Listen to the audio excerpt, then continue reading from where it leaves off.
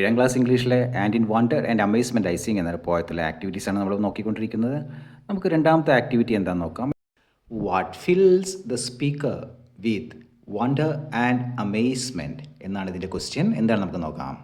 ഈ പോയത്തിലെ എന്തെല്ലാം കാര്യങ്ങളാണ് രവീന്ദ്രനാഥ് ടാഗോർ, അതായത് ഈ പോയത്തിൻ്റെ സ്പീക്കറിന് ഈ പോയത്തിലെ എന്തെല്ലാം കാര്യങ്ങളാണ് അത്ഭുതങ്ങളും ആശ്ചര്യങ്ങളും ഉണ്ടാക്കിയതെന്നാണ് നമ്മളോട് ചോദിച്ചിരിക്കുന്നത്. ആദ്യത്തേത് ഇവിടെ തന്നിട്ടുണ്ട്. The sky full of the sun and the stars. ആകാശം മുഴുവൻ നക്ഷത്രങ്ങളും സൂര്യനുമാണ് എന്നാണ് എൻ്റെ അർത്ഥം.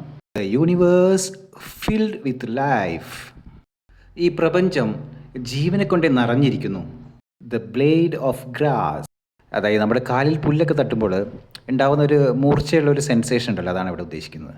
ദ ഫ്രാഗ്രൻസ് ഓഫ് ഫ്ലവേഴ്സ്, പൂക്കളുടെ സുഗന്ധം.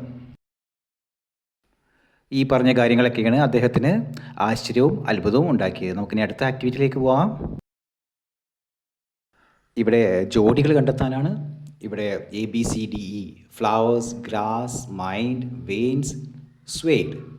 അതിൻ്റെ ജോഡികൾ നമ്മൾ അപ്പുറത്തെ ഭാഗത്ത് കണ്ടെത്തുക. അതായത് വേൾഡ്, റേസിംഗ്, ബ്ലേഡ്സ്, ഫ്രാഗ്രൻസ്, മാഡൻറ്റ്. അപ്പം നോക്കാം.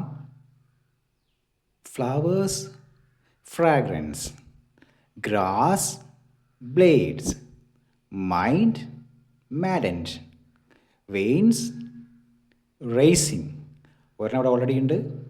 Swayed, world. നാലാമത്തെ ആക്ടിവിറ്റിയാണ്.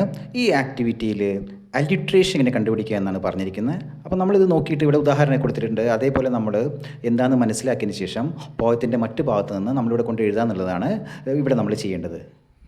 അലിട്രേഷൻ എന്താണ് ഇവിടെ പറഞ്ഞിരിക്കുന്നത് നമുക്ക് നോക്കാം. The repetition of initial consonant sounds of a word in the same line of a poem is called alliteration. എന്താണ് അതിൻ്റെ അർത്ഥം? അലിട്രേഷൻ എന്ന് പറഞ്ഞാൽ വളരെ സിമ്പിളാണ്, പേര് കേട്ട് പേടിക്കേണ്ട. അലിട്രേഷൻ എന്ന് പറഞ്ഞാൽ ശബ്ദ ആവർത്തനമാണ്. നോക്ക്, നമ്മൾ ഇംഗ്ലീഷ് പോയത്തിലെ ഒരു ലൈനിലെ വേർഡ്സ്, ആ വേർഡ്സിൻ്റെ ആദ്യ അക്ഷരം ഒരേ ശബ്ദമാണ് ഉണ്ടാക്കുന്നതെങ്കിൽ ആ വേർഡ്സ് എന്ന് പറഞ്ഞാൽ വാക്കുകൾ, അടുത്തടുത്ത വാക്കുകളായിക്കോട്ടെ, കണക്റ്റഡ് ആയിട്ടുള്ള വാക്കുകളായിക്കോട്ടെ, അത് ഒരേ ലൈനിലാണ്. തുടക്കമുള്ള അക്ഷരത്തിൻ്റെ ശബ്ദം ഒന്ന് തന്നെയാണ്, ആവർത്തിച്ച് വരികയാണെങ്കിൽ അതിനെ നമുക്ക് അലിട്രേഷൻ എന്ന് വിളിക്കാം. ഇവിടെ ഒരു ഉദാഹരണം തന്നിട്ടുണ്ട്. The sky is full of the sun and the stars. ഈ ലൈനിൽ നോക്കിക്കഴിഞ്ഞ് കഴിഞ്ഞാൽ സ്കൈ, സൺ, സ്റ്റാർസ്, ഇതിൻ്റെയൊക്കെ തുടക്കം എന്താണ്?